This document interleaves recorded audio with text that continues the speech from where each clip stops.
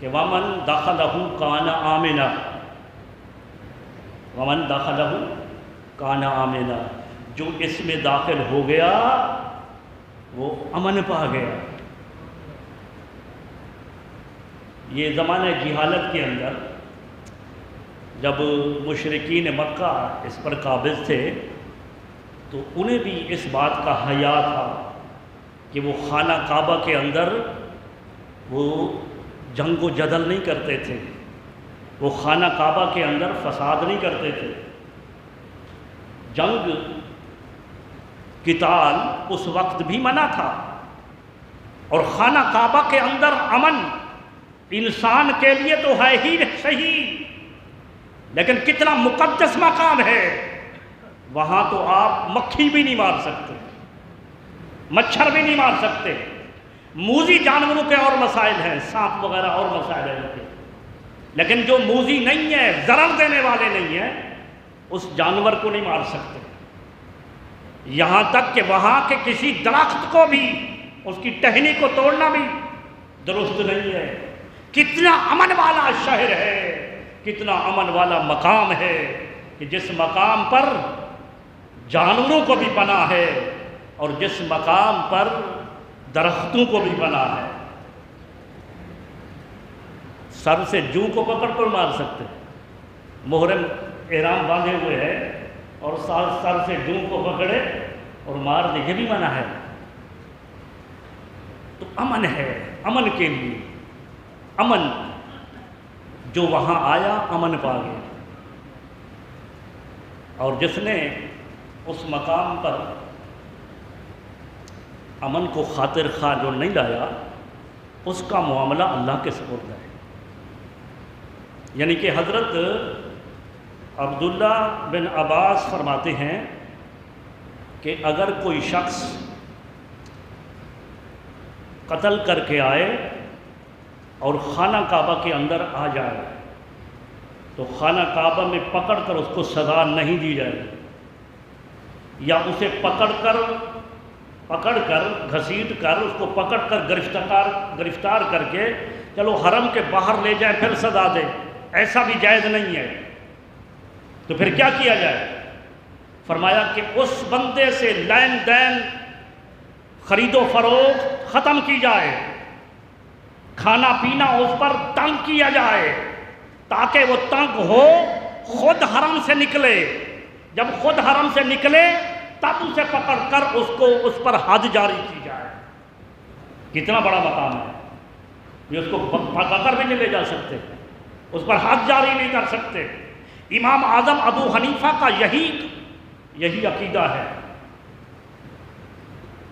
اور حضرت عبداللہ بن عمر تو مثال ہی عجیب دیتے ہیں، فرماتے ہیں کہ اگر میرے باپ کا قاتل، عبداللہ بن عمر حضرت عمر بن خطاب کے بیٹے، وہ فرماتے ہیں اگر میرے باپ کا قاتل مکہ کے اندر پناہ لے لے تو میں اسے کچھ نہیں کہوں گا، یہاں تک کہ وہ جب حرم سے باہر نکلے اس کے بعد اس کو پکڑ کر سزا دی جائے۔ وہی حضرت عبداللہ بن عباس والا عقیدہ کہ اگر کوئی یہاں پر آئے اور یہاں پر وہ پناہ لے لے تو پھر اس کو پناہ ہے، اس کو سزا نہیں دی جائے گی۔ اور امام اعظم ابو حنیفہ کا ایک قول ہے کہ اگر وہ خون ریزی کرے حرم کے اندر، ایک تو ہے نا باہر سے مار کر آیا، قتل کر کے آیا، اندر آیا، وہاں پناہ اس کو نہیں مارنا ہے، اور دوسرا یہ ہے کہ وہ خون ریزی جنگ و جدال کرے حرم کے اندر تو پھر اسے سزا دی جائے گی،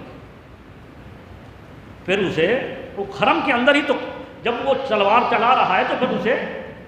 لیکن وہ باہر سے خون ریزی کر کے آیا اور پھر اس کو وہاں امن ہے۔ حجاج بن یوسف نے حضرت عبداللہ بن زبیر کو حرم کے اندر ہی شہید کیا۔ حجاج بن یوسف،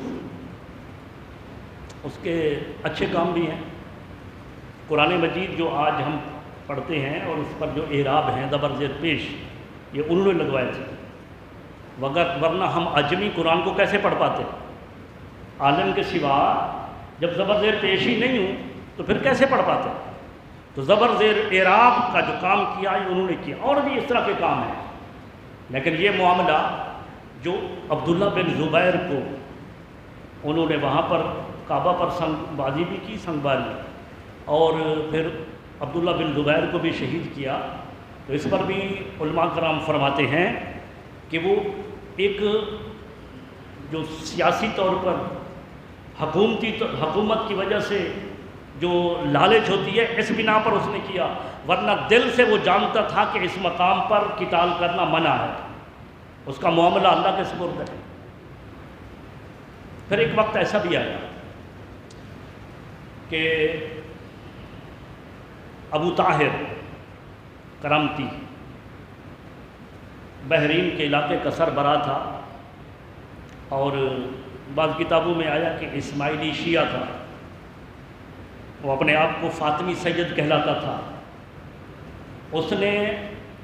317 ہجری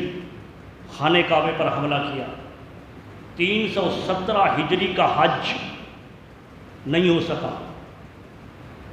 لوگ عرفات میں جا ہی نہیں سکے، وہ خانہ کعبہ میں آ کر بیٹھ گیا۔ اس کے ساتھ جو فوج تھی اس نے کہا کہ جو بھی احرام کے اندر ہیں ان کو مارو، خوب اس نے وہاں پر خون ریزی کی۔ اور ہمارے استاد محترم ہیں، میرے دادا مرشد کے مرید بھی ہیں، شاگرد بھی ہیں، علامہ غلام رسول سعیدی شیخ الحدیث رحمۃ اللہ علیہ، قریب ہی ان کا وصال ہوا، اور ان کی کتابیں قابل تحسین ہیں۔ صرف اپنے مسلک کی بات نہیں، ہر کوئی تحسین کرتا ہے،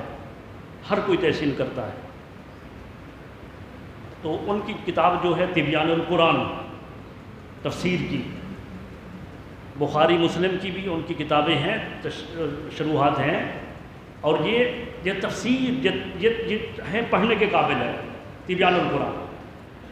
اس کے اندر انہوں نے لکھا کہ وہ فاطمی سید کہلواتا تھا، حقیقت میں وہ یہودی تھا۔ تو اس نے پھر یہاں پر آ کر یہ جتنے احرام کے اندر تھے اکثر کو شہید کیا، اور ان کو دفن بھی اسی حالت میں بغیر یعنی کہ غسل کفن کے اسی احرام کے اندر ہی ان کو دفن کیا گیا۔ اس نے یہ کہا کہ آب زمزم کے کنویں میں ان کو ڈال دو۔ اب یہ بدبخت ملعون اس نے اس موقع پر یہ کام کیا، اور اللہ تبارک و تعالیٰ کی بارگاہ میں وہ ملعون ٹھہرا، کیونکہ اس کا مذہب ہی نہیں تھا، وہ مسلمان ہی نہیں تھا۔ پھر اسی طرح کا یہ واقعہ ہماری تاریخ کے اندر یہ بھی آتا ہے کہ 1979 میں پھر وہاں پر حملہ ہوا، اور پاکستان کے کمانڈوز کے جن کا جو سربراہ تھا وہ مشرف جو تھا وہ گئے، اور انہوں نے پھر اپنے حکمت عملی سے اس جگہ کو یعنی وہاں پر پانی چھوڑا گیا، پانی چھوڑ کر پھر اس کو یہ ابھی پڑھا ہے، اس کے اندر ویڈیو میں بھی پڑھا ہے، یوٹیوب وغیرہ پر اور کتابوں کے اندر بھی ہے۔ تو بات بتانے کی یہ تھی کہ جس نے بھی اللہ تبارک و تعالیٰ نے فرمایا کہ ومن داخلہ کان آمنا، جو بیت اللہ کے اندر داخل ہو گیا وہ امن پا گیا، تو یہ امن کی جگہ ہے۔ یہاں پر تو عبداللہ بن عمر جیسے عظیم صحابی فرماتے ہیں کہ اگر میرے باپ کا قاتل بھی اس مقام پر آ جائے تو اسے بھی میں پناہ دوں گا، اسے بھی میں قتل نہیں کروں گا۔ عبداللہ بن عباس فرماتے ہیں کہ اسے قاتل جو قتل کر کے باہر سے قتل کر کے آئے اسے اس مقام پر کچھ نہیں کہا جائے گا، اس کی زندگی کو تنگ کیا جائے گا، اس کے خرید و فروخت نہیں کی جائے گی، اس سے بے شرا نہیں کی جائے گی، کھانا پینا اسے نہیں دیا جائے گا، تاکہ وہ مجبور ہو حرم سے باہر نکلے۔ جب حرم سے باہر نکلے تو پھر اس پر حد جاری کی جائے۔ تو یہ گھر جو ہے امن والا گھر ہے۔ وقت